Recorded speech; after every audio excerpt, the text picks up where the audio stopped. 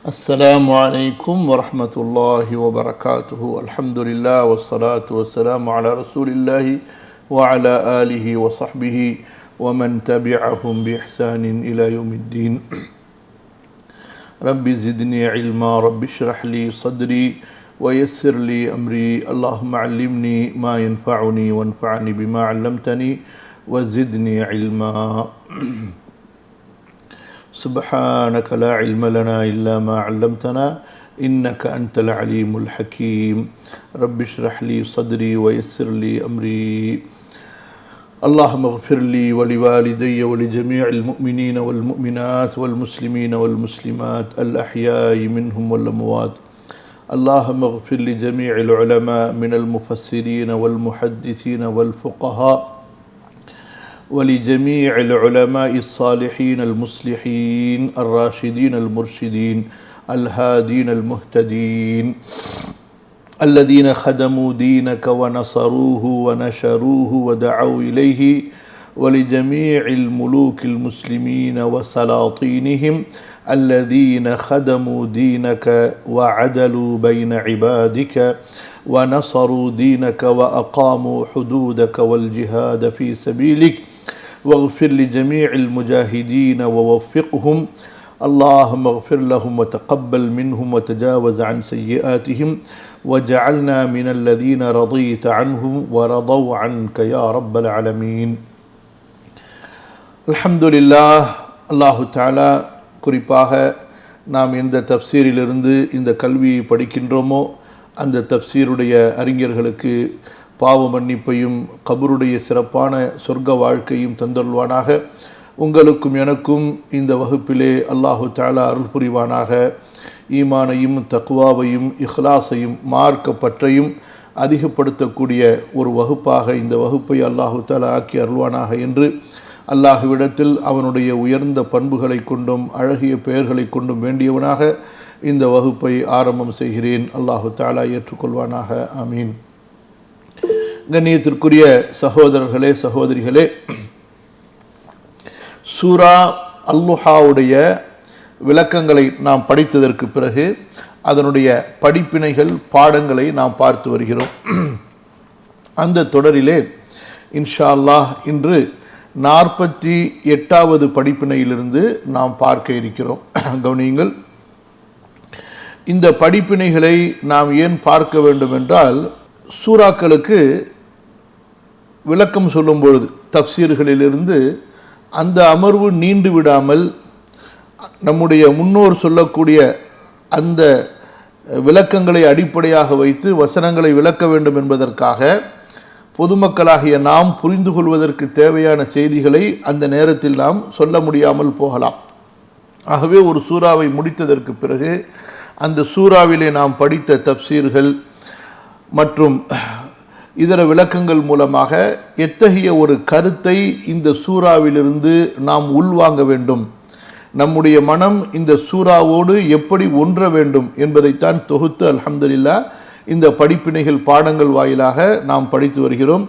ஆகவே தயவு செய்து எதையும் வீணானதாகவோ அல்லது இதெல்லாம் தேவையா என்ற எண்ணங்களை எல்லாம் நீங்கள் தூர வைத்துவிட்டு சொல்லக்கூடிய இந்த படிப்பினைகள் பாடங்கள் நம்முடைய குர்ஆனுடைய வசனங்களோடு அதுபோன்ற அந்த குர்ஆனுடைய வசனங்களுக்கு நாம் படித்த விளக்கங்களோடு எப்படி ஒத்துப்போகிறது, தொடர்பு உடையதாக இருக்கிறது, இதை எப்படி நாம் நம்முடைய உள்ளங்களிலே பதிய வைத்து நம்முடைய ஈமானை, நம்முடைய யக்கீனை, நம்முடைய முஹப்பத்துர் ரசூல் ஸல்லல்லாஹு அலைஹி வஸல்லம் அதிகப்படுத்துவது என்ற ஒரு அடிப்படையிலே நீங்கள் இன்ஷா அல்லாஹ் இந்த வகுப்புகளை அணுக வேண்டும்.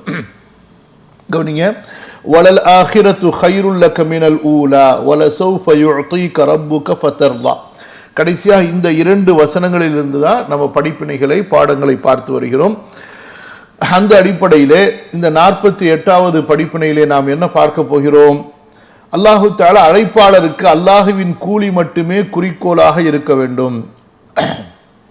அல்லாஹு தஆலா ரசூல் ஸல்லல்லாஹு அலைஹி வஸல்லம் அவர்களுக்கு சொல்வதின் மூலமாக நமக்கு சொல்லக்கூடிய அந்த படிப்பினை பாடம் செய்தி என்ன? அழைப்பாளர்னா யாருங்க? அல்லாஹுவின் பக்கம் அழைக்கக்கூடிய ஒவ்வொருவரும், அது முழு நேர அழைப்பாளராக இருந்தாலும் சரி, பகுதி நேர அழைப்பாளராக இருந்தாலும் சரி, அல்லது தன்னால் முடியும் போது அல்லாஹுடைய அடியார்களை அல்லாஹுவின் பக்கம் அழைக்கக்கூடிய ஒரு பொதுவான ஒரு முஸ்லீமாக இருந்தாலும் சரி, எல்லாருமே இதுக்குள்ளார வருவாங்க. அழைப்பாளருக்கு அல்லாஹுவின் கூலி மட்டுமே குறிக்கோளாக இருக்க வேண்டும், வேற எந்த ஒன்றும் அவருக்கு குறிக்கோளாக இருக்கக்கூடாது. அல்லாஹுவின் கூலி என்பது உலகம் அல்ல. இதை தான் நம்ம இந்த வசனத்திலிருந்து நல்ல ஃபோக்கஸாக நம்ம தெரிந்து கொள்ள வேண்டியது. அதாவது இன்றைக்கு ஒரு மட்டமான புத்தி என்ன அப்படின்னு சொன்னால், அல்லாஹ் பாதுகாக்கணும். யா ரப்பல் ஆலமீன் ரப்பி ஸித்னி இல்மா ரப்பி ஃபிர்லி. அல்லாஹ் நம்மை பாதுகாப்பானாக. ஒருத்தருடைய பயானுக்கு அதிகமான மக்கள் வந்தால் அந்த அழைப்பாளர் ஒரு பெரிய அழைப்பாளராகவும் அதே போல் அல்லாஹ்விடத்தில் ஏற்றுக்கொள்ளப்பட்டவராகவும், அதுதான் அவருக்கு கிடைத்த அந்த பிரபலம், அவருக்கு கிடைத்த அந்த பிரபல்யம், அதுதான் அந்த அழைப்பு பணியினுடைய வெற்றி, அதுதான் அவருக்கு கொடுக்கப்பட்ட கூலி என்பதாக மக்கள் நினைக்கிறார்கள். குறிப்பாக இன்றைய காலத்தில் இந்த சோசியல் மீடியா வந்தோடனே அல்லாஹ் பாதுகாக்கணும், இந்த பெருமை என்பது ஒட்டி கொண்டு வருகிறது. எப்படி என் பயானை எத்தனை பேர் கேட்குறாங்க, என்னுடைய அதாவது ஃபாலோவர்ஸ் எவ்வளவு, அதே போல் என்னுடைய சேனலில் எத்தனை பேர் சப்ஸ்கிரைப் பண்ணியிருக்கிறாங்க, இப்படியெல்லாம் ஒரு மனசில் ஒரு தேடல், ஒரு ஆசை அல்லாஹ் பாதுகாக்கணும். அதாவது என்னுடைய கல்வியை கொண்டு மக்கள் அதிகமாக பலன் பெற்று அல்லாஹ்வின் பக்கம் நெருங்க வேண்டும் என்றால் அது வேற மாதிரியான ஆசை. அது இல்லாமல் எனக்கு எவ்வளவு பேர் ஃபாலோவர்ஸு, என்னுடைய பயானை எத்தனை பேர் கேட்குறாங்க, வியூவர்ஸ் எவ்வளவு, இதை மட்டுமே ஒருவர் நோக்கமாக வைத்து அதை கொண்டு திருப்தி அடைவாரே ஆனால், பெருமைப்படுவாரே ஆனால், அல்லது அதன் மூலமாக வேறு ஏதாவது உலக ஆதாயத்தை மட்டுமே அவர் குறிக்கோளாக நினைப்பாரே ஆனால், அல்லாஹ் பாதுகாக்கணும், அவர் தன்னுடைய அழைப்பு பணியை கொண்டு அல்லாஹுடைய பொருத்தத்தை, அல்லாஹுடைய கூலியை அவர் நோக்கமாக கொள்ளவில்லை, உலகத்தை தான் அவர் குறிக்கோளாக வைத்திருக்கிறார். அல்லாஹ் பாதுகாக்கணும். அல்லாஹ் பாதுகாப்பானாக. அல்லாஹ் பாதுகாப்பானாக. அழைப்பாளருக்கு அல்லாஹுவின் கூலி மட்டுமே குறிக்கோளாக இருக்க வேண்டும். அல்லாஹுவின் கூலி என்பது உலகம் அல்ல. அப்ப இந்த உலகத்தில் ஒரு மனிதனுக்கு கிடைக்கக்கூடிய பெயர், புகழ், பிரபல்யம் எதுவா இருந்தாலும் சரி, அது கூலியே கிடையாதுங்க. உலகத்தின் செல்வம் என்பது அது எதுவாக இருந்தாலும் அந்த தாவாவிற்கான கூலியாகவோ அல்லது இபாதத்திற்கான கூலியாகவோ ஆகிவிடாது. தயவு செய்து அப்படி நினைச்சிடாதீங்க. நீங்க தொழுதுட்டு வந்தீங்க, உங்க வீட்டில் ஒரு பெரிய நல்ல காரியம் நடந்துச்சு, இதனால அல்ஹம்துலில்லாஹ் நம்ம தொழுகை அங்கீகரிக்கப்பட்டுச்சு, நமக்கு அல்லாஹ் கூலி கொடுத்துட்டான் நினைக்காதீங்க. துன்யால எல்லாமே நடக்கும், நல்லது நடக்கும், கெட்டது நடக்கும், அதுக்கு பேர் தான் துன்யா. ஆனா அல்ஹம்துலில்லாஹ் சொல்லணும், நல்லது நடக்கும்போது அல்ஹம்துலில்லாஹ் சொல்லணும், அல்லாஹ்வுக்கு நன்றி செலுத்தணும். ஆனா இன்றைக்கு மக்கள் எப்படி புரிந்து வைத்திருக்கிறார்கள் என்றால், ஒவ்வொன்றையும் கொண்டு போய் ஒன்றோட முடிச்சு போடுறதுலயே நிற்கிறாங்க. இப்போ ஒரு அழைப்பாளர் கார்ல போயிட்டே இருந்தாரு, திடீர்னு ஆக்சிடென்ட் ஆயிடுச்சு, பத்தியா அவனுக்கு ஆகணும், அவன் அப்படித்தான் அப்படிங்க வேண்டியது. சரி, அழைப்பாளருங்கிறத விடுங்க, பொதுவாக ஒருத்தருக்கு போயிட்டு இருந்தாரு, திடீர்னு மாரடை பூந்துருச்சு, எல்லாம் பாதுகாக்கணும், திடீர்னு ஏதாச்சும் ஒன்று ஆயிடுச்சு, பத்திங்களா அவன் அன்னைக்கு அப்படி செஞ்சான்ல, அதுதான் எல்லாம் அடிச்சிட்டான். இது நமக்கு என்னங்க தெரியும்? இல்முல் கைபுல உள்ளது. அல்லாஹு தாலா இதை எதற்கு செய்தான் என்பது அல்லாஹுக்கு தெரியும். புரியுதா? அப்ப அதனால துன்யாவை வைத்து எல்லாவற்றையும் முடிவு செய்ய நினைக்காதீர்கள். அல்லாமுல் குய்ப் ஆலிமுல் கைபி வஷ்ஷஹாதா ثم تردون الى عالم الغيب والشهاده فينبئكم بما كنتم تعملون. நாளை மறுமையில தான் அமல்களுக்கான நல்ல கூலியோ கெட்ட கூலியோ அது முழுமையாக கொடுக்கப்படும். வத்தகூ துர்ஜஊன ஃபீஹி இலல்லாஹ் ثم توفى كل نفس ما كسبت وهم لا يظلمون.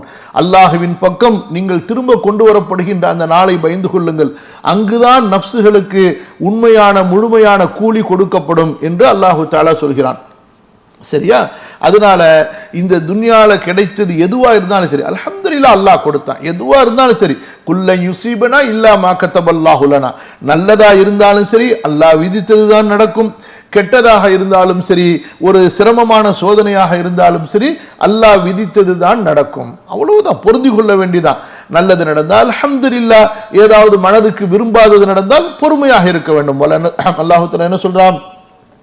وَلَنَبْلُوَنَّكُمْ بِشَيْءٍ مِّنَ الْخَوْفِ وَالْجُوعِ وَنَقْصٍ مِّنَ الْأَمْوَالِ وَالْأَنفُسِ وَالثَّمَرَاتِ وَبَشِّرِ الصَّابِرِينَ. சரியா? அப்போ எல்லாருக்கும் எல்லாமே நடக்கும். ரசூல் ஸல்லல்லாஹு அலைஹி வஸல்லம் அவர்களுக்கு இந்த நற்செய்தியை அல்லாஹ் எப்போ சொல்றான்? அவங்க பெரிய அதாவது இன்றைய காலத்தில் மன்னர்கள் மாதிரி வாழ்ந்ததை வைத்து அல்லாஹு தஆலா சொல்றான். கவனமா கேளுங்க. ரசூல் ஸல்லல்லாஹு அலைஹி வஸல்லம் நம்ம ஏற்கனவே சென்ற படிப்பினைகள்ல படிச்சோம். கடைசி வரைக்கும் கஷ்டப்பட்டுக்கிட்டே இருந்தாங்க. மக்கால ஒரு கஷ்டம்னா மதீனால இன்னொரு கஷ்டம். கஷ்டத்திலிருந்து அதாவது முற்றிலுமாக விடுதலையானவர்களாக அல்லாஹ்வுடைய தூதர் ஸல்லல்லாஹு அலைஹி வஸல்லம் இந்த உலகத்தை விட்டு பிரியவில்லை. அவர்கள் மௌத்தா போகும்போது கூட வறுமையில் தான் மௌத்தானார்களை தவிர செல்வ நிலையில் அல்ல. வதிர்உஹு மர்ஹூனத்துன் இன்த யஹூதியின், அவங்களுடைய இரும்பு கவச போர் ஆடை ஒரு யஹூதி இடத்திலே அடமானமாக வைக்கப்பட்டிருந்தது. அப்படிப்பட்ட ஒரு வறிய நிலையில தான் அல்லாஹ்வுடைய தூதர் ஸல்லல்லாஹு அலைஹி வஸல்லம் அவர்கள் இறந்தார்கள். அதனால ஒரு அழைப்பாளருக்கு அவருக்கு வாழ்க்கை வசதி துன்யாலாம் கிடைத்து விடுவதை நினைச்சு அவர் அங்கீகரிக்கப்பட்டார், ஏற்றுக்கொள்ளப்பட்டார், அல்லாஹ்வின் புறத்திலிருந்து அவருக்கு கூலி கொடுக்கப்பட்டது என்பதாக நினைக்காதீர்கள். அல்லாஹ் எதை கொடுத்தானோ அவனுடைய அருளால கொடுத்தான். எல்லாருக்கும் அல்லாஹு தஆலா கொடுப்பான். ஆனா அழைப்பு பணிக்கான கூலியாக துன்யாவை முடிவு செய்யாதீர்கள். அதான் இந்த வலல் ஆகிரத்து கைருல் லக மினல் ஊலா வல சௌஃப யுஅதீக ரப்புக ஃபதர்லா என்பதிலிருந்து நாம் புரியணும். அதே போலதான் ஒவ்வொரு இபாதத்துக்கும் ஒவ்வொரு தாவாவுக்கும் நம்முடைய ஒவ்வொரு சுப்ஹானல்லாஹ் அல்ஹம்துலில்லாஹ் அல்லாஹ் அக்பர் ஒரு திக்ருக்கும் அல்லாஹ்வுடைய மறுமை கூலியை எதிர்பார்த்து தான் நம்ம செய்யணுமே தவிர நான் இதை ஓதுனேன் எனக்கு இந்த பரக்கத்து கிடைக்கும், நான் அதை ஓதுவேன் என் புள்ள கப்பலுக்கு ஏறுவான், நான் இதை செய்வேன் எனக்கு விரும்பின இடத்துல என் பிள்ளைக்கு மாப்பிள்ளை கிடைக்கும் பொண்ணு கிடைக்கும், இதெல்லாம் என்னங்க மாய மந்திரமாங்க இந்த மார்க்கம். அல்லாஹ்ட்ட கேளுங்க. அல்ஹம்துலில்லாஹ் நீங்க விரும்பினதை அல்லாஹ் கொடுத்தா, அல்ஹம்துலில்லாஹ் நீங்க விரும்பாததை அல்லாஹ் கொடுத்தா பொறுமையா இருங்க. அல்லாஹ்விடத்துல அதுல நன்மையை கேளுங்க. அதுதான் நமக்கு இருக்கணுமே தவிர நம்முடைய கூலிக்கு நம்முடைய அமல்களுக்கான கூலியை உலகத்தில் தேடாதீர்கள். புரியுதா? தெளிவா அல்லாஹு தஆலா இன்னொரு வசனத்துல சூரா ஹூதுல சொல்றான். அந்த வசனத்தை நான் சொல்றேன், எழுதி வச்சு மனப்பாடம் பண்ணி அதை நல்லா பதிய வைங்க. புரியுதா? இந்த மாதிரி வசனங்கள்லாம் நம்ம படிக்கணும். இதெல்லாம் நமக்கு மண்டையில ஏற மாட்டேங்குது. சூரா ஹூதுடைய 15வது வசனம், மன் கான யுரீதுல் ஹயாத்தத் துன்யா வஸீனதஹா நுவஃபி இலைஹிம் அமாலஹும் ஃபீஹா வஹும் ஃபீஹா லா யுப்கஸூன். யார் உலக வாழ்க்கையை அதனுடைய அலங்காரங்களை தேடுவார்களோ அவர்களுக்கு அவர்களுடைய அமல்களுடைய கூலியை இந்த உலகத்திலேயே நாம் கொடுத்து விடுவோம். அவர்களுக்கு அதில் எந்த விதமான குறையும் செய்யப்படாது. ஆனால் உலாயிகல்லதீன லைஸ லஹும் ஃபில் ஆகிரத்தி இல்லன்னார், மறுமையில் அத்தகையவர்களுக்கு நரக நெருப்பை தவிர எதுவும் மிஞ்சாது. வஹபித மா ஸனஉ ஃபீஹா, அவர்கள் செய்ததெல்லாம் வீணாகிவிடும். வபாத்திலு மா கானு யஅமலூன், இன்னும் அவர்கள் செய்து கொண்டிருப்பதும் வீணாகிவிடும். அப்ப யாரு தன்னுடைய அமல்களை கொண்டு தாவாவை கொண்டு உலகத்தை நாடுவார்களோ அவர்களுக்கு மறுமையில் எந்த பங்கும் இருக்காது. ஆகவே ஒரு அழைப்பாளர் அல்லாஹ்விடத்துல கண்டிப்பாக மறுமையை மட்டுமே அவர் எதிர்பார்த்தவராக இருக்க வேண்டும். கவனிங்க, அழைப்பாளருக்கு அல்லாஹுவின் கூலி மட்டுமே குறிக்கோளாக இருக்க வேண்டும். அல்லாஹுவின் கூலி என்பது உலகம் அல்ல. உலகத்தின் செல்வம் என்பது அது எதுவாக இருந்தாலும் அந்த தாவாவிற்கான கூலியாக அல்லது இபாதத்திற்கான கூலியாக ஆகிவிட முடியாது. அல்லாஹுவின் கூலி என்பது, அதாவது அல்லாஹு தஆலா விரும்பி கொடுக்கக்கூடிய அந்த கூலி என்பது சொர்க்கம்தான். சொர்க்கத்தை விட மகத்தான கூலி எதுவும் இல்லை. சொர்க்கம் என்பது அல்லாஹுவின் மகத்தான கூலியாகும், கண்ணியமான கூலியாகும். சொர்க்கம் என்பது ஒவ்வொரு நல்லடியாரும் திருப்தி அடையும் கூலியாகும். அப்ப இந்த துன்யால நம்ம என்னத்தை தான் அனுபவித்தாலும் கண்டிப்பா இந்த துன்யாவுடைய அருள் நீங்கக்கூடியது. அலா குல்லு ஷைஇம் மா ஹலல்லாஹு பாத்திலு வ குல்லு நஈமின் லா மஹாலத ஜாயிலு. இது ஐயாமுல் ஜாஹிலியாவுடைய ஒரு கவிதை. ரசூலுல்லாஹி ஸல்லல்லாஹு அலைஹி வஸல்லம் அவர்களுக்கு ரொம்ப பிடித்த கவிதை இது. அதிகமா நபி ஸல்லல்லாஹு அலைஹி வஸல்லம் அவ்வப்போதெல்லாம் சொல்வார்கள்.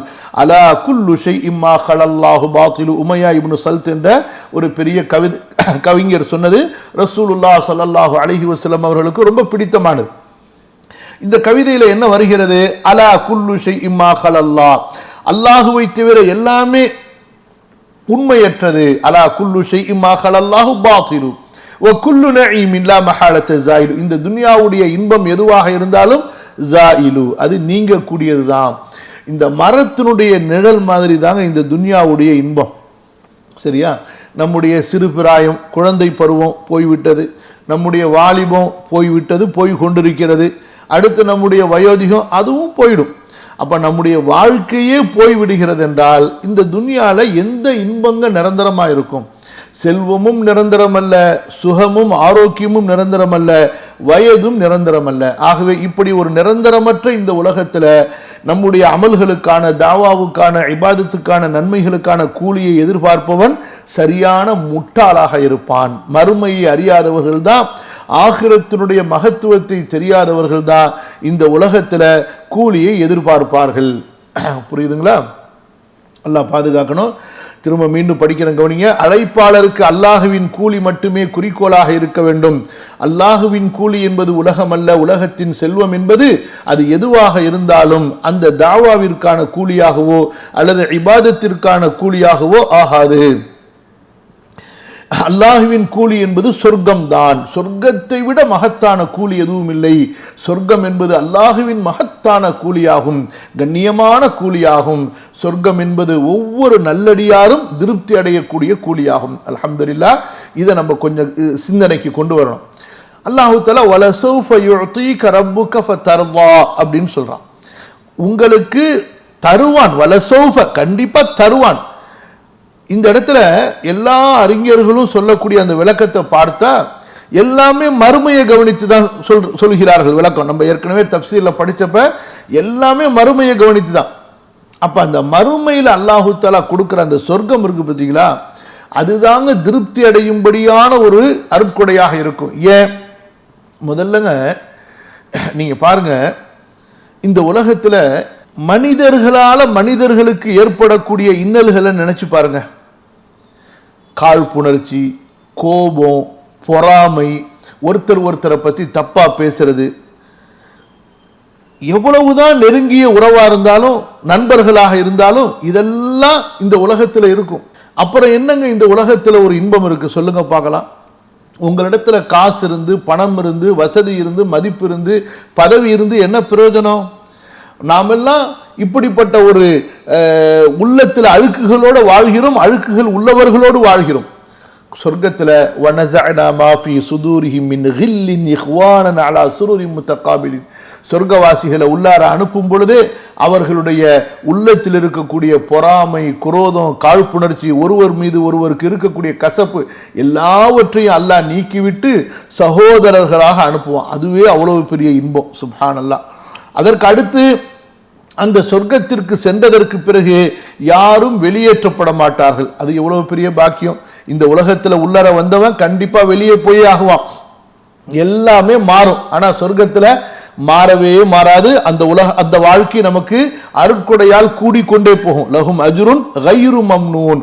வாலிபத்துல குறைவு ஏற்படாது, அதே போல அதாவது உடல் ஆரோக்கியத்துல குறைவு ஏற்படாது, கவலைகள் எதுவுமே அங்க ஏற்படாது, மகிழ்ச்சியே இருக்கும். ஸோ இப்படிப்பட்ட அந்த சொர்க்கம் இருக்கிறதே, அதுதான் நாம் திருப்திப்படும்படியான கூலியாக இருக்கும். இந்த உலகத்தினுடைய எதுவுமே நம்ம திருப்திப்படவே முடியாது. மனிதன் திருப்தியே படமாட்டான் முதல்ல. இரண்டாவது, திருப்தி எப்படி பட முடியும்? ஒன்று, அது நம்மிடமிருந்து பறிக்கப்படும், அல்லது நாம் அதை விட்டு சென்று விடுவோம், அல்லது அது நம்மிடம் இருப்பதை கொண்டு நம் மீது பொறாமைப்படுவார்கள். இன்றைக்கு நீங்க உதாரணத்துக்கு வைத்துக் கொள்ளுங்களேன், ஒன்றும் தப்பு கிடையாது. திடீர்னு பெரிய பணக்காரர் ஆயிட்டீங்க, நிம்மதியாக வாழ்ந்துட முடியுமா? நீங்க உங்களுடைய உறவுகளில் 4 பேர் பொறாமப்படுவாங்க, 4 உறவு உங்களை விட்டு பிரிஞ்சு போயிடும், 4 பேர் உங்கள்கிட்ட சேருவாங்க. நிம்மதியாக பாதுகாப்பாக தூங்க முடியுமா? திருடனுடைய தொந்தரவு, அரசாங்கத்தினுடைய வரி தொந்தரவு, இப்படி எல்லா பிரச்சனை. இந்த உலகங்கிறது எவ்வளவு இன்பங்கள் கூடுகிறதோ அவ்வளவு பிரச்சனைகளும் கூடும் இந்த உலகத்தில். புரியுதா? அது நல்ல ஞாபகம் வச்சுங்க. உலகத்தில் எவ்வளவு நமக்கு இன்பங்கள் கூடுதோ அப்போ அதோட சேர்த்து பிரச்சனையும் கூடிக்கொண்டே இருக்கும். அல்லாஹ் பாதுகாத்தாலே தவிர, இபாதத்துகள் இருந்தாலே தவிர, ஹலாலான வழி இருந்தாலே தவிர, இல்லைன்னா எங்கேயாவது போய் பள்ளத்தில் உளுந்து சாக வேண்டியதுதான். நிறைய பேர் சீக்கிரமாக பணக்காரனாகணும்னு பார்க்குறாங்க. அதுக்கு என்ன செய்கிறார்கள்? குறுக்கு வழியில் போகிறாங்க. ஏதாவது மார்க்கத்தில் தடுக்கப்பட்ட தொழில்கள் பெரும்பாலும் அரசாங்கத்தாலையும் தடுக்கப்பட்ட தொழிலாக இருக்குது. அப்போ அந்த மாதிரி தொழிலில் போயிட்டு குறுகிய காலத்தில் கொடி கட்டி பறந்துட்டு கடைசியில் வாழ்நாளெல்லாம் சிறைகளுக்கு பின்னாடியும் கோர்ட்டுக்கும் வீட்டுக்கும் ஜெயிலுக்கும் அலைஞ்சிக்கிட்டு இருக்கிறத நம்ம பார்க்குறோம். நிம்மதி போச்சு. கொஞ்ச காலத்தினுடைய அந்த அற்ப ஆசைக்காக வேண்டி கடைசியில் மானம், மரியாதை, சொத்து, சுகம், குடும்பம் எல்லாத்தையும் இழந்து, அதாவது வெறுக்கப்பட்டவர்களாக வாழ்வதை பார்க்குறோம். அப்போ இந்த துன்யாவை பொறுத்த வரைக்கும் நம்ம இதில் எதிர்பார்க்காமல் இருக்க வேண்டும். ஆகிரத்தை மட்டுமே நம்ம எதிர்பார்த்து இருக்கணும். அங்கே தான் நம்ம திருப்தி அடைவோமே தவிர துன்யாவில் நம்ம திருப்தி அடையவே முடியாதுங்க. எவ்வளவுதான் நல்லவர்களாக இருந்தாலும் சரி, எவ்வளவுதான் நம்ம உள்ளத்தில் ஈமானையும் தக்குவாவையும் புகுத்தினாலும் சரி, நம்முடைய உள்ளம் துன்யாவுடைய செல்வத்தை கொண்டு திருப்தி பட முடியாது, திருப்தி அடையாது. புரியுதுங்களா? நம்ம முதல்ல துவா செய்வோம், எனக்கு ஒரு 1 கோடி ரூபாய் இருந்தால் கொஞ்சம் லைஃப்பை செட்டில் பண்ணலாமேன்னு சொல்லிட்டு 1 கோடி ரூபாய் அல்லாஹ் கையில் கொடுத்தவனையே அடுத்த இன்னொரு கோடிக்கு தான் நம்ம சிந்திப்போமே தவிர, யாராக இருந்தாலும் சரி, என்னையும் சேர்த்து உங்களையும் சேர்த்து எல்லாரையும் பொதுவாக சொல்கிறேன். ஆனால் என்ன தான் சொல்ல நீங்கள் எடுத்துங்க, உங்களை சொல்லவே இல்லை. சரிங்களா? இதுதான் மனிதர்களுடைய நிலைமை. அதாவது 100லேருந்து 1000க்கு போவான், 1000லேருந்து லட்சத்துக்கு போவான், லட்சத்துலேருந்து கோடிக்கு போவான், கோடியிலேருந்து பல கோடிக்கு போவான். இப்படியும் போய்கிட்டே இருப்பான். கடைசியில் உலகத்தில் என்ன தவிர யாரும் பணக்காரன் இருக்கக்கூடாது, எல்லா பணக்காரனும் என்கிட்ட தான் தேவை உள்ளவனாக இருக்கணும், அப்படி ஒரு வெறி இந்த உலகத்தில் கெட்ட வெறி ஏறிக்கொண்டே போகும். அரசர்களுக்கு இருக்கா இல்லையா? அந்த மாதிரி ஆட்சியாளர்களுக்கு இருக்க மாதிரி. அதனால் இதெல்லாம் விட்டு நம்ம பாதுகாக்கப்படுறது அந்த தக்வா, அந்த தஸ்கியா. ஹலீஃபாக்கள் பாருங்க, சஹாபாக்கள் பாருங்க, ஆட்சி அதிகாரம் கொடுக்கப்பட்டு எவ்வளவு ஒரு பற்றற்ற வாழ்க்கை. அபூபக்கர் ரலியல்லாஹு அன்ஹு வாழும் பொழுது, அவங்க ஹலீஃபாவாக இருந்து மௌத்தா போகும் பொழுது அவங்களுடைய லைஃப்பை பாருங்க. உமர் ரலியல்லாஹு அன்ஹு அவ்வளவு பெரிய ஹலீஃபாவாக இருந்து மௌத்தா போறாங்க, கடனாளியா மௌத்தா போறாங்க. உஸ்மான் கனி ரலியல்லாஹு அன்ஹு மிகப்பெரிய செல்வந்தர், அல்லாஹ்வுடைய பாதையில எல்லாவற்றையும் அள்ளி கொடுத்துட்டு மௌத்தா போறாங்க. அலி ரலியல்லாஹு அன்ஹு எவ்வளவு பெரிய தியாகம், எவ்வளவு ஜிஹாதுகளை செய்தார்கள். ஆனால் அவர்களும் ஒரு ஏழையாக ஃபக்கீராகத்தான் மௌத்தா போறாங்க. ஸோ அந்த மாதிரிலாம் நம்மளால இன்றைக்கு வாழ முடியுமா? நாமே வாழ முடியாதுங்கும் போது நம்முடைய மன்னர்கள் எப்படி வாழ்வாங்க, நம்முடைய ஆட்சியாளர்கள், நம்மை சுற்றி இருக்கக்கூடிய அதிகாரிகள் எப்படி இருப்பாங்க? அதனால இந்த துன்யா என்பது இவ்வளவுதான். இதை கடந்து இதன் மீது காலை வச்சு தான் நம்ம சொர்க்கத்துக்கு போகணுமே தவிர இதை தூக்கிக்கிட்டு போறதா இருந்தால் போக முடியாது. இதை அனுப்பிட்டு வேணா போகலாம். எப்படி நம்ம இந்த துன்யா மௌத்தா போகும்பொழுது இந்த துன்யாவை தூக்கிக்கிட்டு போக முடியாது. நம்ம மௌத்தா போகும்போது துன்யாவை தூக்கிக்கிட்டு போக முடியாது நினைச்சிடாதீங்க. முன்னாடியே வேணா அனுப்பி வச்சுக்கலாம், நம்ம ரிசர்வ் பண்ணலாம். முன்னாடியே அனுப்பி அங்க ரிசர்வ் பண்ணி வைக்கலாமே தவிர தூக்கிக்கிட்டு போக முடியாது. நம்ம இந்த துன்யாவிலிருந்து பிரிக்கப்படுவோம். சரி, அதனால நம்ம என்ன செய்யணும்? ஆகிரத்தை மட்டுமே குறிக்கோளா வைக்கணும். இந்த வசனத்தை நம்ம புரியுறது உண்மைன்னு சொன்னா, அல்லாஹ் வலல் ஆகிரத்து கைருல் லக மினல் ஊலா வலசௌஃப யுஅதீக ரப்புக ஃபதர்லா என்பதை நாம் புரிவோமே. ஆனால் உண்மையிலேயே ரசூல் ஸல்லல்லாஹு அலைஹி வஸல்லம் எப்படி வாழ்ந்தார்களோ அந்த மாதிரி வாழ நம்ம முயற்சி பண்ணணும். அதுதான் நம்முடைய குறிக்கோளாக இருக்கணும் இன்ஷா அல்லாஹ். அடுத்து பாருங்க 49வது படிப்பினை. அல்லாஹு தஆலா எந்த உம்மத்திற்கும் கொடுக்காத கூலியை நபி ஸல்லல்லாஹு அலைஹி வஸல்லம் அவர்களின் உம்மத்துக்கு கொடுப்பான். எந்த நபிக்கும் கொடுக்காத மகத்தான கூலியை அல்லாஹு தஆலா நமது நபி ஸல்லல்லாஹு அலைஹி வஸல்லம் அவர்களுக்கு கொடுப்பான். اللهم يسر ربي زدني علما ربي زدني علما اللهم فقهني في الدين اللهم علمني تأويل كتابك واشرح صدري للقرآن يا مقلب القلوب ثبت قلوبنا على دينك يا مصرف القلوب صرف قلوبنا على طاعتك. கவனிங்க, اللهم يسر. சரி, இந்த வசனம் அதாவது வலல் ஆகிரத்து கைருல் லக மினல் ஊலா வலசௌஃப யுஅதீக ரப்புக ஃபதர்லா. இந்த வசனம் ரசூல் ஸல்லல்லாஹு அலைஹி வஸல்லம் அவர்களை பார்த்து பேசப்படுகிறது. நபி ஸல்லல்லாஹு அலைஹி வஸல்லம் அவர்களை பற்றி பேசப்படும் பொழுது அவங்க உம்மத்தும் அங்கே வந்துருவாங்க. உம்மத்திலிருந்து நபியை பிரிக்க முடியாது. நபிக்கு கொடுக்கப்படக்கூடிய சிறப்புகள் அல்ஹம்துலில்லாஹ் அந்த நபியை தொடர்ந்து நமக்கு வந்து சேரக்கூடியது. கௌசர் தடாகமாக இருக்கட்டும், அல்லாஹ் நபி ஸல்லல்லாஹு அலைஹி வஸல்லம் அவர்களுக்கு கொடுத்த சிறப்பு. அந்த சிறப்பை கொண்டு நாளைக்கு மறுமையில பலன் பெறக்கூடியவர்கள் யாரு? அவர்களுடைய உம்மத். தண்ணி குடித்தாங்கன்னா அல்ஹம்துலில்லாஹ் ரசூல் ஸல்லல்லாஹு அலைஹி வஸல்லம் அப்படி வரவேற்று தண்ணீர் குடிப்பார்கள். அதில் ஒன்ஸ் குடிச்சிட்டோம்னா கல்பு சுத்தமாயிடும், உடல் சுத்தமாயிடும், தாகமே எடுக்காது. அப்போ இந்த மாதிரி அல்லாஹு தஆலா நம்முடைய நபியை கண்ணியப்படுத்தும் பொழுது அந்த கண்ணியத்துக்குள்ளார யார் வருவோ அவர்களை கொண்டு நாமும் கண்ணியப்படுத்தப்படுகிறோம். புரியுதுங்களா? இதுக்கு இன்னும் பல ஆதாரங்கள் இருக்கு. அல்லாஹுவிடத்தில் எப்படி நம்முடைய நபி ஸல்லல்லாஹு அலைஹி வஸல்லம் நபிமார்களில் சிறந்தவர்களோ, கவனிங்க, எப்படி நம்முடைய நபி முஹம்மது ஸல்லல்லாஹு அலைஹி வஅலா ஆலிஹி வஸஹ்பிஹி வஸல்லம் நபிமார்களில் சிறந்தவர்களோ அதே போல அவர்களுடைய உம்மத்துகளில் மிக சிறந்தவர்கள். அப்ப அதனால இந்த வசனத்துல அல்லாஹு தஆலா நம்முடைய நபிக்கு மகத்தான கூலியை கொடுப்பேன், நபி திருப்தி அடைவார்கள் என்று சொல்லப்படும் பொழுது அதுல எதுவும் இருக்கிறது. அல்ஹம்துலில்லாஹ் அவர்களுடைய உம்மத்தாகிய நமக்கும் ஒரு நற்செய்தி இருக்கிறது. அல்லாஹு தஆலா நமக்கும் மறுமையை வைத்திருக்கிறான். நமக்கும் அல்ஹம்துலில்லாஹ் ஆகிரத்தில் அல்லாஹ் மகத்தான கூலியை கொடுப்பான்.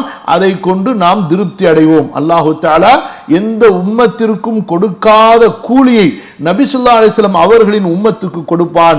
எந்த நபிக்கும் கொடுக்காத மகத்தான கூலியை அல்லாஹு தஆலா நமது நபி ஸல்லல்லாஹு அலைஹி வஸல்லம் அவர்களுக்கு கொடுப்பான். அதனாலதான் وَكَذَلِكَ جَعَلْنَاكُمْ أُمَّةً وَسَطًا لِتَكُونُوا شُهَدَاءَ عَلَى النَّاسِ وَيَكُونَ الرَّسُولُ عَلَيْكُمْ شَهِيدًا.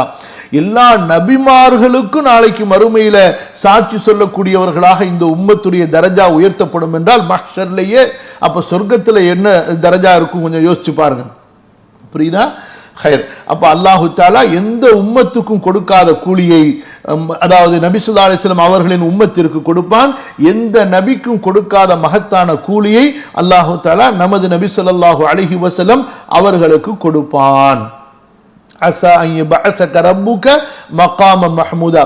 மஹ்ஷரிலிருந்து ரசூல் ஸல்லல்லாஹு அலைஹி வஸல்லம் அவர்களுடைய மகத்தான கண்ணியமும் மதிப்பும் கௌரவமும் வெளிப்பட ஆரம்பித்துவிடும். எப்படி எல்லாரும் ரசூல் ஸல்லல்லாஹு அலைஹி வஸல்லம் உடைய காலிலிருந்து மக்கள் எல்லாம் அந்த நபி ஸல்லல்லாஹு அலைஹி வஸல்லம் உடைய பாதத்தை சுற்றி எழுப்பப்படுவார்கள். அதே போல ரசூல் ஸல்லல்லாஹு அலைஹி வஸல்லம் அவங்க தான் முதலாவது அல்லாஹ்விடத்திலேயே பேச முடியும். அவங்களுடைய கையில லிவாவுல் ஹம்த் என்ற கொடி கொடுக்கப்படும். முதலாவதாக அல்லாஹ்விடத்தில் அவங்க தான் பரிந்து பேசுவாங்க. அவங்க பேசக்கூடிய பரிந்துரை தான் முதலாவதாக ஏற்றுக்கொள்ளப்படும். அவங்க தான் முதல்ல சொர்க்கத்துடைய கதவை தட்டுவாங்க. இப்படி எண்ணற்ற சிறப்புகள் மஹ்ஷரிலேயே ரசூல் ஸல்லல்லாஹு அலைஹி வஸல்லம் அவர்களை அல்லாஹு தஆலா உலக மக்கள் அதுக்கு மேலாக நபிமார்கள் ரசூல்மார்களை விட கௌரவப்படுத்தி விடுவான். அதோடு சேர்த்து அப்படியே அவங்களுடைய உம்மத்து மட்டும் அப்படியே தனியா கொண்டு வரப்பட்டு மக்களுக்கு முன்னால் நிறுத்தப்பட்டு அந்த மக்கள்ல நபிமார்களும் இருக்கும் பொழுது இவர்கள் எல்லோருக்கும் ரசூலுல்லாஹி ஸல்லல்லாஹு அலைஹி வஸல்லம் உடைய உம்மத்து சாட்சி சொல்வார்கள். யா அல்லாஹ், இந்த நபிமார்கள் எல்லாம் உன்னுடைய தாவாவை உன்னுடைய தீனை எடுத்துரைத்தார்கள், இவங்க உண்மைதான் சொல்றாங்க என்று நீ குர்ஆன்ல சொல்லியிருக்க, உன்னுடைய நபி சொல்லியிருக்கிறாங்க, அதை வைத்து நாங்கள் சாட்சி சொல்கிறோம் என்று அல்லாஹ்விடத்தில் அந்த நபிமார்கள் ரசூல்மார்களுக்காக சாட்சி சொல்வார்கள். அதனால இந்த உம்மத்துக்கு கொடுக்கப்படக்கூடிய கூலி இருக்குது மற்ற உம்மத்தை விட அல்ஹம்துலில்லாஹ் அதிகமா இருக்கும். இதுக்கே நம்ம அல்லாஹ்வுக்கு நன்றி செலுத்துறதுக்கு சுஜூதுல விழுந்தா எந்திரிக்கவே முடியாதுங்க. அல்லாஹ் அக்பர். அல்லாஹு தஆலா நமக்கு ஈமான கொடுத்தது மட்டுமல்ல, அதாவது இப்பேற்பட்ட கண்ணியமான ஒரு உம்மத்தில் அல்லாஹ் படைக்க வச்சிருக்கான் பாருங்க. இந்த உலகத்துல ஒரு அரசருடைய குடும்பத்தில் ஒரு இளவரசராக பிறப்பதை விட, நல்லா புரிஞ்சு கொள்ளுங்க, ஒரு அரசருடைய குடும்பத்தில் இளவரசராக பிறந்து அந்த அரசருக்கு பிறகு இளவரசராக ஆகுவதை விட இந்த நபியினுடைய உம்மத்திலே பிறப்பது மிக சிறந்தது. காரணம் என்ன? அந்த இளவரசராக இருந்து ஈமான் இஸ்லாம் தக்குவா இல்லைன்னா அவரால் சொர்க்கம் போக முடியாது. ஆனால் நீங்கள் நபி ஸல்லல்லாஹு அலைஹி வஸல்லம் உடைய உம்மத்தில் மூமினாக பிறந்து விட்டாலே சுப்ஹானல்லாஹ், உங்களுக்கு அல்லாஹ் கொடுக்கக்கூடிய சொர்க்கமும் மறுமையினுடைய கண்ணியமும் அவ்வளவு பெருசு. சரிங்களா? அடுத்து 50வது படிப்பினை, அல்லாஹுவின் சொர்க்கத்தில் கவனிங்க. 50வது படிப்பினை, அல்லாஹுவின் சொர்க்கத்தில் அவன் கொடுக்கிற ஒவ்வொரு அருட்கொடையும், அல்லாஹுடைய சொர்க்கத்தில் அவன் கொடுக்கிற ஒவ்வொரு அருட்கொடையும் அற்புதமாக நிகரற்றதாக இருப்பதுடன் நம்மை திருப்திப்படுத்தக்கூடியதாக இருக்கும். அப்ப சொர்க்கத்துல எது கிடைத்தாலுங்க அல்ஹம்துலில்லாஹ் சொல்லுவான் மனுஷன். அல்லாஹ்வை புகழ்வான், உண்மையிலே புகழ்வான். துன்யால புகழ்றது இல்லையா? புகழ்றோம். ஆனா எப்படி புகழ்றோம்? இன்னும் கொஞ்சம் கிடைக்குமா அப்படிங்கிற ஆசையோட புகழ்றோம். அப்ப என்ன அர்த்தம்? அல்லாஹ் கொடுத்ததை கொண்டு திருப்திப்படவில்லை. இப்ப நீங்க நான் சொல்றேன்னு கோச்சுக்காதீங்க, எங்கேயாவது பள்ளிவாசல்ல பொது இடங்கள்ல பிரியாணி பொட்டலம் கொடுக்குறாங்கன்னு வச்சுக்கோங்களேன், யாராவது ஒரு பொட்டலத்தை வாங்கிட்டு அல்ஹம்துலில்லாஹ் சொல்லிட்டு போறீங்களா? இப்படி எல்லாரும் சொல்லுவாங்க, ஒருத்தங்க ஒரு பொட்டலம் வாங்குங்க, ஒருத்தங்க ஒரு பொட்டலம் வாங்குங்க. அப்படித்தானே பாவா நீங்க சொல்றீங்க, ஒன்றும் பிரச்சனை இல்லை. இப்படி ஒரு பொட்டலத்தை வாங்கிட்டு அதை இப்படி வச்சுக்கிட்டு இப்படி ஒரு கையை நீட்டாரு. நான் ஒரு கையில ஒரு பொட்டலம் வாங்கினேன், அவ்வளவுதான், முடிஞ்சு போச்சு. அப்புறம் மனசுல வேற நீயத்து வச்சு பாரான், இந்த பொட்டலம் எனக்கு, இந்த பொட்டலம் என் பொண்டாட்டிக்கு, அப்போ ஒருத்தருக்கு ஒரு பொட்டலம் தான் அப்படின்னு சொல்லிட்டு. எங்கேயாவது நம்ம திருப்தி அடைகிறோமா சொல்லுங்க பார்க்கலாம். ஒரு பஃபே உணவு வைக்கப்படுது, நீங்க ஹஜ் சர்வீஸ்லாம் போனீங்கன்னு வச்சுக்கோங்க, அதே போல வேற எங்கேயாவது கல்யாணத்துக்கு போறீங்கன்னு வச்சுங்க, இப்போ எல்லாம் இந்த பஃபே தானே, வெள்ளைக்கான ஸ்டைலில் நின்றுக்கிட்டு கழுது மாதிரி தின்னுன்னு சொல்லிட்டு. அப்போ அதில் போனால் யாராவது எது உங்களுக்கு பிடிக்குமோ அதிலிருந்து ஒன்று அடுத்தது ஒன்று இப்படி ஏதாவது செய்கிறீங்களா? யாராவது செய்கிறாங்களா? அள்ளி கொட்டு, அடுத்தவனுக்கு இருக்கா இல்லையா அதை பற்றிலாம் நீ நினைக்காத, அள்ளி கொட்டு. கலரை பார்த்து நிறத்தை பார்த்து அள்ளி வச்சிட வேண்டியது. கடைசியில் போனால் அது நம்ம சாப்பிட்ற உணவுல யாரோ ஆப்பிரிக்காவோ அல்லது ஐரோப்பாக்காரன் சாப்பிட்றது கடைசியில் அப்படியே நைஸாக கொண்டு போய் குப்பை தொட்டில் கொட்டுறாங்க. நான் பல வருஷம் ஹஜ்ஜுக்கு போன அனுபவத்தில் சொல்கிறேன், இந்த தமிழ்நாட்டு மக்கள் இருக்காங்களே அல்லது இந்திய மக்கள், இவங்களுக்கு பஃபேல அந்த வர பிரச்சனை இருக்குது. யா அல்லாஹ், என்னமோ பஞ்சத்தில் அடிபட்டவங்க மாதிரி தான் உழுகிறது. லைனை ஃபாலோ பண்ணுறது கிடையாது, அமைதி கிடையாது, கண்ணியம் கிடையாது. பொறுமையாக நம்ம சாப்பிட்ற அளவுக்கு எடுத்துகிட்டு போவோமே, அப்புறம் திரும்ப நின்று எடுத்துப்போமே. அள்ளி கொட்டு கொட்டு கொட்டுன்னு கடைசியில் பார்த்தா என்னத்தை செய்வாங்க? அல்லாஹ் தான் பாதுகாக்கணும், அல்லாஹ் தான் பாதுகாக்கணும். சாப்பிட்றத விட கொட்டுறது தான் அதிகமாக இருக்குது. எதுக்கு இதை சொல்கிறேன் அப்படின்னு சொன்னேன், எதுக்காண்டி சொன்னேன்? அதாவது திருப்தி பண்ணணும். எந்த அருட்கொடையில திருப்தி வந்துச்சோ அதுதான் அல்ஹம்துலில்லாஹ். அப்போ சொல்கிறது தான் அல்ஹம்துலில்லாஹ். நம்ம வாங்கும் பொழுது இப்போ உதாரணத்துக்கு எல்லாருக்கும் ஒரு 500 ரூபா 1000 ரூபா கொடுக்குறாங்கன்னு வச்சுங்களேன். 1000 ரூபா வாங்கிட்டு அல்ஹம்துலில்லாஹ், அடுத்த 500 ரூபா கொடுக்கும்போது இல்லைங்க எனக்கு வேணாங்க, அடுத்து தேவை உள்ளவங்களுக்கு கொடுங்கன்னு சொன்னாதான் நீங்கள் திருப்தியோட அல்ஹம்துலில்லாஹ் சொல்லியிருக்கிறீங்க. அப்படி இல்லாமல் இன்னொரு 500 ரூபா நமக்கு கிடைக்காதா, இன்னொரு 1000 ரூபா சேர்த்து கொடுத்துருந்தா நல்லா இருந்திருக்குமே அப்படிங்கிற நெய்யத்தில் இருந்து கொண்டு அல்ஹம்துலில்லாஹ் சொல்றது இருக்குது. அது அறகுறையா நம்ம சொல்றது. ஆனா சொர்க்கத்தில் அப்படி இருக்கவே இருக்காதுங்க. ஒவ்வொரு அல்ஹம்துலில்லாவும் உண்மையிலேயே மனசால வெளியே வரும். புரியுதா? அல்லாஹுவின் சொர்க்கத்தில் அவன் கொடுக்கிற ஒவ்வொரு அருட்கொடையும் அற்புதமாக நிகரற்றதாக இருப்பதுடன் நம்மை திருப்திப்படுத்தக்கூடியதாக இருக்கும். ஆனாலும் அடுத்து அடுத்து கிடைக்கிற ஒவ்வொரு அருளும் முந்தியதை விட பெரியதாக இருக்கும். சாதாரண ஒரு நம்பிக்கையாளருக்கு இந்த உலகத்தை விட 5 அல்லது 10 மடங்கு பெரிய சொர்க்கம் கொடுக்கப்படும். எப்படி? இந்த மொத்த ஹோல் துன்யா, அல்லாஹு அக்பர், கிழக்கிலிருந்து மேற்கு வடக்கிலிருந்து தெற்கு வரைக்கும் உள்ள ஒரு துன்யாவை கற்பனை பண்ணுங்க. இந்த மாதிரி 5 டைம்ஸ் அல்லது 10 டைம்ஸ் பெரிய சொர்க்கத்தை அல்லாஹ் கொடுப்பான்னு சொன்னா கண்டிப்பாக எல்லா மூமின்களுக்கும் நபிமார்களுக்கும் தலைவராக இருக்கின்ற நமது நபி ஸல்லல்லாஹு அலைஹி வஸல்லம் அவர்களுக்கு அல்லாஹ் கொடுக்கின்ற சொர்க்கமும் அதில் இருக்கின்ற அருட்கொடைகளும் இன்பங்களும் மிக மிக அதிகமானதாகத்தான் இருக்கும். அப்ப சாதாரணமான ஒரு மூமினுக்கு இவ்வளவு பெரிய அருட்கொடை யாரு? கடைசி தரஜாலிருந்து வரக்கூடிய ஒரு மூமின். உங்களுக்கு பல பயான்களில் கூட நீங்க கேட்டிருக்கலாம். அது இன்ஷால்லா உங்களுக்கு அடுத்த தடவை முடிஞ்சா சொல்றேன். ஒருத்தன் கடைசியில் நரகத்திலிருந்து வெளியே வருவான், அவனுக்கே அவ்வளவு பெரிய சொர்க்கத்தை அல்லாஹ் கொடுப்பான்னு சொன்னா, அப்ப சித்திக்குகள் ஷஹீதுகள் இப்படியே நீங்க கணக்கு போட்டுக்கிட்டே வாங்க. அப்ப இவர்களுக்கெல்லாம் எவ்வளவு அல்லாஹ் கொடுப்பான். அப்ப இவர்களுக்கெல்லாம் தலைவராக இருக்கக்கூடிய நபி ஸல்லல்லாஹு அலைஹி வஸல்லம் அவர்களுக்கு அல்லாஹ் கொடுக்கக்கூடிய அந்த சொர்க்கத்தை, அந்த அருட்கொடைகளை நம்ம நினைத்து பார்க்கணும். திரும்ப படிக்கிறேன், கவனிங்க. அல்லாஹுவின் சொர்க்கத்தில் அவன் கொடுக்கிற ஒவ்வொரு அருட்கொடையும் அற்புதமாக நிகரற்றதாக இருப்பதுடன் நம்மை திருப்திப்படுத்தக்கூடியதாக இருக்கும். ஆனாலும் அடுத்து அடுத்து கிடைக்கின்ற ஒவ்வொரு அருளும் முந்தியதை விட பெரியதாக இருக்கும். எங்க? சொர்க்கத்தில். சாதாரண ஒரு நம்பிக்கையாளருக்கு இந்த உலகத்தை விட 5 அல்லது 10 மடங்கு பெரிய சொர்க்கம் கொடுக்கப்படும் என்று இருக்கும் பொழுது கண்டிப்பாக எல்லா மூமின்களுக்கும் நபிமார்களுக்கும் தலைவராக இருக்கின்ற நமது நபி முஹம்மது ஸல்லல்லாஹு அலைஹி வஸல்லம் அவர்களுக்கு அல்லாஹ் கொடுக்கின்ற சொர்க்கமும் அதில் இருக்கின்ற அருட்கொடைகளும் இன்பங்களும் மிக மிக அதிகமானதாக இருக்கும். ஹைர், அல்ஹம்துலில்லாஹ். இது வரைக்கும் போதும். இன்ஷா அல்லாஹ் மீதம் உண்டானது இன்னும் கொஞ்சம் எழுதிட்டு நம்ம அடுத்த வாரம் திங்கக்கிழமை பார்ப்போம். இன்ஷா அல்லாஹ். ஏதாவது கேள்விகள் இருந்தால் கேளுங்க. ஏன்னா திங்கக்கிழமையும் வகுப்பு இல்லாமல் போச்சா, நேற்று நம்ம கேள்வி பதில் வைக்கல. அதனால் சுருக்கமாக ஏதாவது கேள்விகள் இருந்தால் இன்ஷா அல்லாஹ் கேளுங்க. அல்ஹம்துலில்லாஹ். அல்லாஹும்ம தகப்பல் மின்னா இன்னக அன்த ஸமீஉல் அலீம் வ தப் அலைனா இன்னக அன்த தவ்வாபுர் ரஹீம். முதலாவது விஷயம், நபி ஸல்லல்லாஹு அலைஹி வஸல்லம் உயிரோடு இருக்கிறாங்க, அதனால தான் அவங்களுடைய மனைவிமார்களுக்கு மறுமணம் அனுமதிக்கப்படலைன்னு ஒருத்தன் சொன்னான்னா அவன் சரியான முட்டாள். கொஞ்சம் கவனமாக கேளுங்க, மைக் ஆஃப் பண்ணிக்கோங்க மற்றவங்க. அப்படி நபி ஸல்லல்லாஹு அலைஹி வஸல்லம் உயிரோடு தான் இருக்கிறாங்க, மரணிக்கலைன்னு சொன்னால் அதனால தான் அவங்களுடைய மனைவிமார்களுக்கு மறுமணம் இல்லைன்னா அப்போ ஏன் இதா இருந்தாங்க? முதலாவது கேள்வி. ரெண்டாவது கேள்வி என்னன்னு சொன்னால், நபி ஸல்லல்லாஹு அலைஹி வஸல்லம் உயிரோடு தான் இருக்காங்கன்னு சொன்னால் அப்புறம் எதுக்கு கபரில் போய் அடக்கம் பண்ணாங்க? உயிரோடு இருக்கிறவங்கள போய் கபரில் அடக்கம் பண்ணுறது எவ்வளோ பெரிய பாவம், எவ்வளோ பெரிய அக்கிரம அநியாயம்.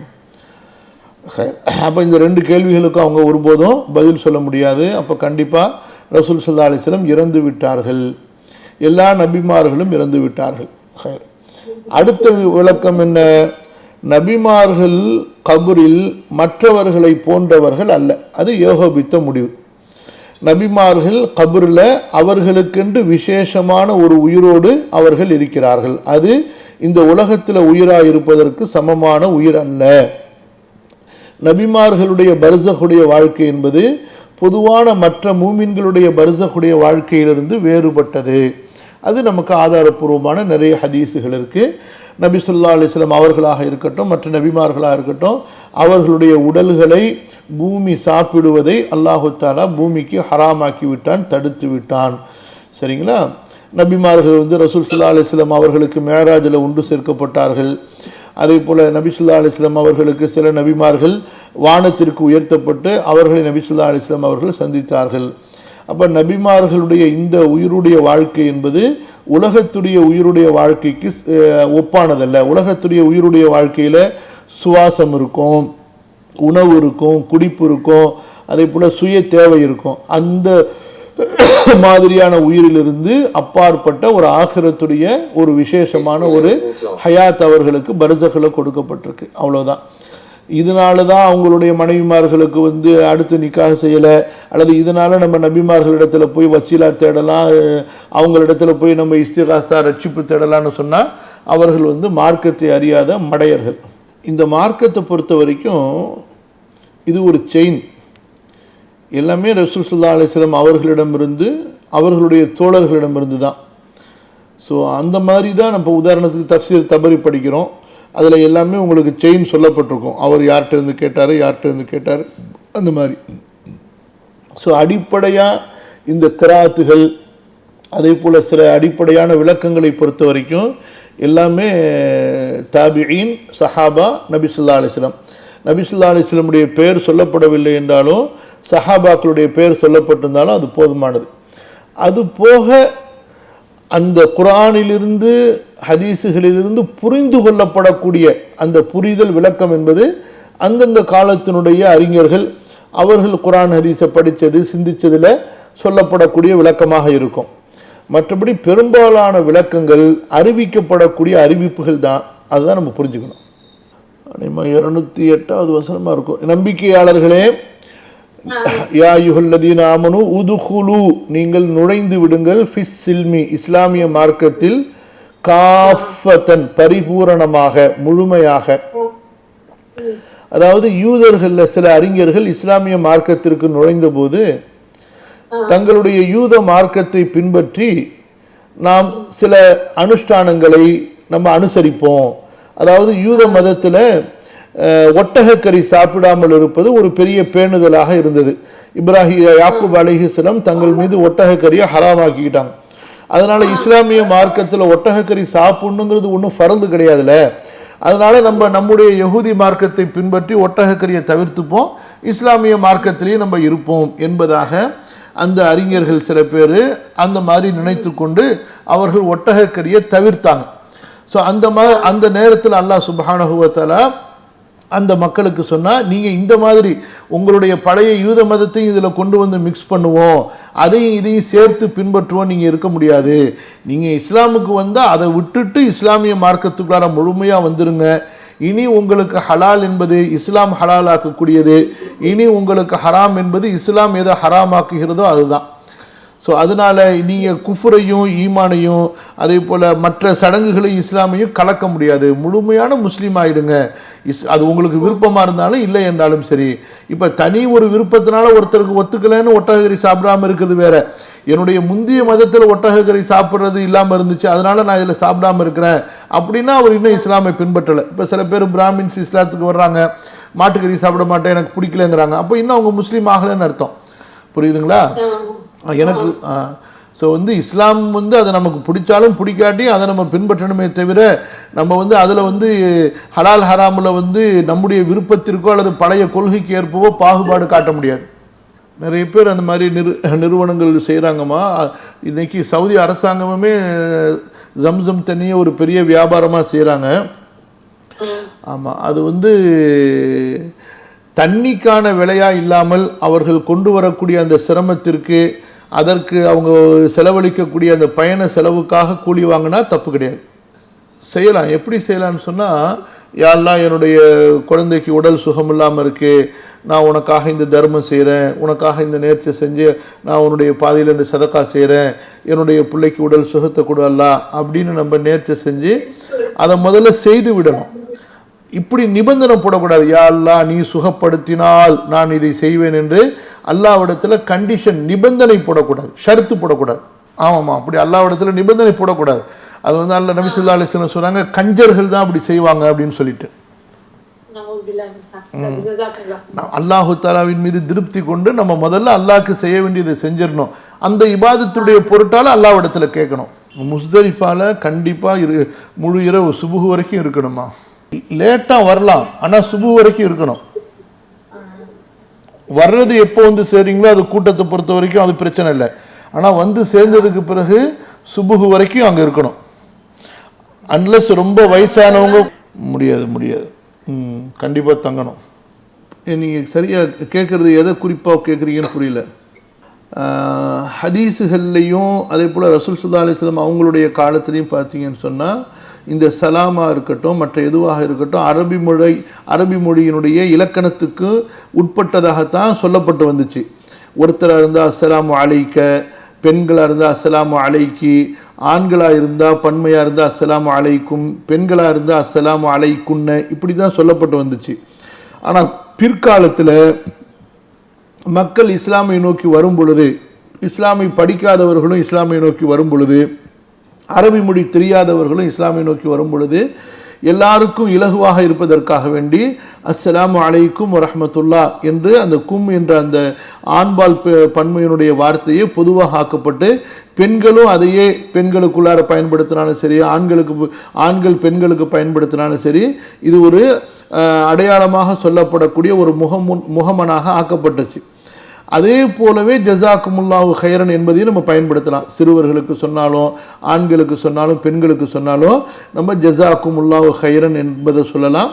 அப்படி இல்லை, நான் வந்து இலக்கண சட்டப்படி பிரித்து சொல்ல ஆசைப்படுறேன்னு சொன்னால் அதில் எந்த தப்பும் கிடையாது. இப்போ நீங்கள் பெண்களுக்கு நீங்கள் சொல்லும் பொழுது அஸ்ஸலாமு அலைக்கி வரஹ்மத்துல்லாஹி வபரகாத்துஹு, அதே போல் அதிகமான பெண்களுக்கு சொல்லும்போது அஸ்ஸலாமு அலைக்குன்ன வரஹ்மத்துல்லாஹி வபரகாத்துஹு, அதே போல் ஜஸாக்கில்லாஹு ஹைரா, ஜஸாக்குன்னல்லாஹு ஹைரா தாராளமாக சொல்லலாம், தப்பு கிடையாது. அது வந்து இன்னும் அது சிறந்ததுன்னு சொல்லலாம். அதாவது சட்டத்துக்கும் மார்க்கத்தினுடைய மூல ஆதாரங்களுக்கும் மிக அதிகம் ஒத்து போகக்கூடியதுன்னு சொல்லலாம். அப்படி தான் இருந்துச்சு. பின்னாடி காலத்தில் மக்களுக்கு அது மாற்றுறது சொல்கிறது சிரமமாக இருக்கிறதுனால ஒரே வார்த்தையை அதற்குரிய அடையாளமாக்கிக்கிட்டாங்க. நபி ஸல்லல்லாஹு அலைஹி வஸல்லம் அவர்களை விட சிறந்தவர்கள் யாரும் இல்லை. அவங்களையே, அதாவது சஹாபாக்கள் க என்ற ஒருமையினுடைய ஒரு முன்னிலை வார்த்தையை கொண்டு தான் பயன்படுத்துகிறாங்க. பின்னாடி காலத்தில் அஜமி மொழிகளுடைய தாக்கங்கள் அரபி மொழியில் ஏற்பட்டதுனால அவர்கள் வந்து முன்னாடி உள்ளவங்களுக்கு அவங்க வந்து மதிப்பால் உயர்ந்தவர்களாக இருந்தால் அந்த ஒருமையினுடைய லமீரை சொல்லாமல் பன்மையினுடைய லமீரை பயன்படுத்திட்டாங்க சமீப காலத்தினுடைய அரபி மொழியில். இன்னும் ஒரு 50 வருஷத்துக்கு முன்னாடி போய் பார்த்தா கூட இந்த வழக்கம் கிடையாது. அதாவதுமா அல்லாஹும்ம ஸல்லி அலா நபீனா முஹம்மத். பொதுவாக இஸ்லாமிய மார்க்கத்தில் இன்றைக்கு நம்ம மார்க்கத்தில் உள்ளதை விட மார்க்கத்தில் நாம் உருவாக்கியது தான் நம்ம ரொம்ப ஸ்ட்ரிக்டாக ஃபாலோ பண்ணுறோம். இஸ்லாமிய மார்க்கத்தில் இருக்கக்கூடியதை பேணுதலாக பின்பற்றுகிறோமா என்றால் ரொம்ப குறைவு. ஆனால் இஸ்லாமிய மார்க்கத்தின் பெயரால் நாம் என்னென்ன சடங்குகள் சம்பிரதாயங்கள் ஃபார்மாலிட்டிஸை உருவாக்கி வச்சுருக்கிறோமோ அதை ரொம்ப கரெக்டாக நம்ம ஃபாலோ பண்ணுவோம். அந்த மாதிரி தான் இந்த திருமண விஷயங்கள். இப்போ திருமணம்னு சொன்னால் இந்த பக்கம் உள்ள கிழக்குலேருந்து மேற்கு வரைக்கும் எல்லாருக்கும் சொல்லணும், அப்புறம் இந்த பக்கம் கிழக்குலேருந்து மேற்கு வரைக்கும் எல்லாருக்கும் சொல்லணும். இன்னும் எந்த அளவுக்குனா ஒரு பெண்ணை பார்த்து முடிவு செய்கிறதில் கூட எல்லா உறவுகளும் சேர்ந்து அதை சொல்லணும். எல்லாரும் போய் அந்த பொண்ணை பார்க்கணும், எல்லாரும் போய் மாப்பிள்ளையை பார்க்கணும்.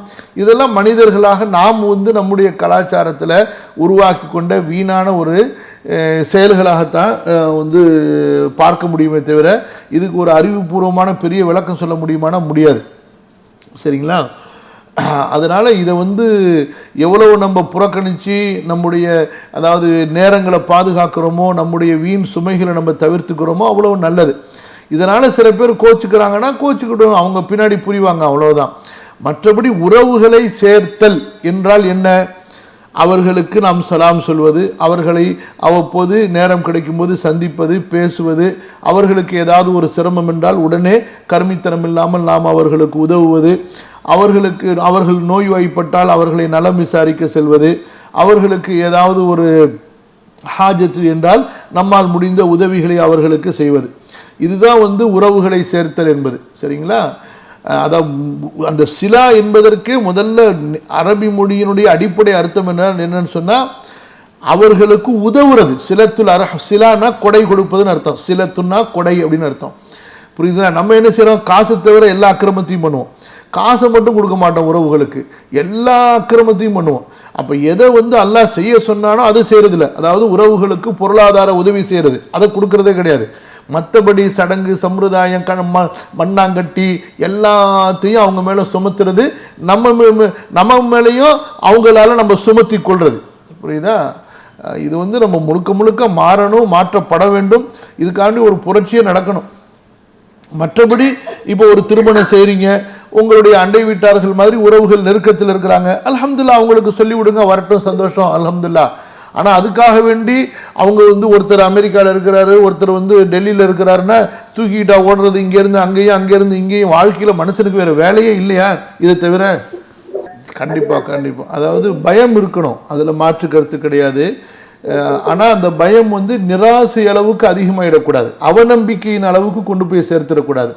அல்ஹம்துலில்லாஹ் அதாவது நம்மை பணிய வைக்கக்கூடிய அளவுக்கும் நமக்கு பயத்தை ஏற்படுத்தக்கூடிய அளவுக்கு தான் அந்த பயம் இருக்கணுமே தவிர, நமக்கு அவநம்பிக்கையை ஏற்படுத்தக்கூடிய அளவுக்கோ அல்லாஹ்வின் மீது அதிருப்தியை ஏற்படுத்தக்கூடிய அளவுக்கோ அந்த பயம் போயிடக்கூடாது.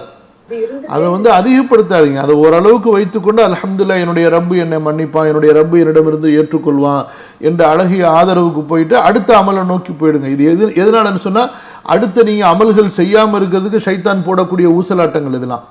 ஒழு செய்யும் பொழுது முதல் தடவை மட்டும் அந்த பாத்திரத்தை சாய்ச்சி கையை கழுவிக்கணும். அது சின்ன பாத்திரமாக இருந்தாலும் சரி, பெரிய பாத்திரமாக கொஞ்சம் பெரிய பாத்திரமாக இருந்தாலும் சரி, அதில் முதல் தடவை மட்டும் வேற ஒரு சின்ன பாத்திரத்திலேருந்து எடுத்து கையை கழுவிக்கிறதோ அல்லது அந்த பாத்திரத்தை சாய்ச்சி கை கழுவிக்கணும். அதுக்கப்புறம் முகம் கழுகும் பொழுது, கை கழுகும் பொழுது, கால் கழுகும் பொழுது நம்ம அந்த சின்ன பாத்திரத்துக்குள்ளாரையே கை விட்டு தாராளமாக ஒழு செய்யலாம். அது நேரடியாக தெரிஞ்ச விஷயம். இல்லாம ஹர்ரம இஸ்ராயிலு அலா நஃப்ஸிஹி மின் கப்லி அன் துனஸ்ஸல தௌரா. ஒட்டகக்கறியை சாப்பிட மாட்டேன்னு யாக்கூப் அலைஹிஸ்ஸலாம் ஹராமாக்கிக்கிட்டாங்க.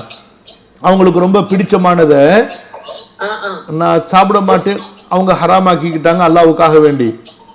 அந்த மார்க்கத்தில் அப்படி பார்த்துட்டு சொல்கிறேன், ஏன்னா தெரியல. இல்லை இது தெரியும், ஏன்னா இது நேரடியாக குரான்லேயே இருக்குது. ஆமாம், அது அந்த வரலாறுல உள்ளது தானே, அது பார்த்துட்டு சொல்கிறேன் இன்ஷா அல்லாஹ். அல்ஹம்துலில்லாஹ், அல்லாஹ் அவங்க எல்லாருக்கும் பரக்கத் செய்யட்டும். ஜஸாக்குமுல்லாஹு கைரன். நஸ்அலுல்லாஹ தஆலா லி வ லக்கும் அத்-தௌஃபீக் வ பாரக்கல்லாஹு லி வ லக்கும் வ ஜஸாக்குமுல்லாஹு கைரா. சுப்ஹானக்கல்லாஹும்ம பிஹம்திக அஷ்ஹது அன் லா இலாஹா இல்லா அன்த அஸ்தக்ஃபிருக வ அத்தூபு இலைக். வஸ்ஸலாமு அலைக்கும் வ ரஹ்மத்துல்லாஹி வ பரகாத்துஹு.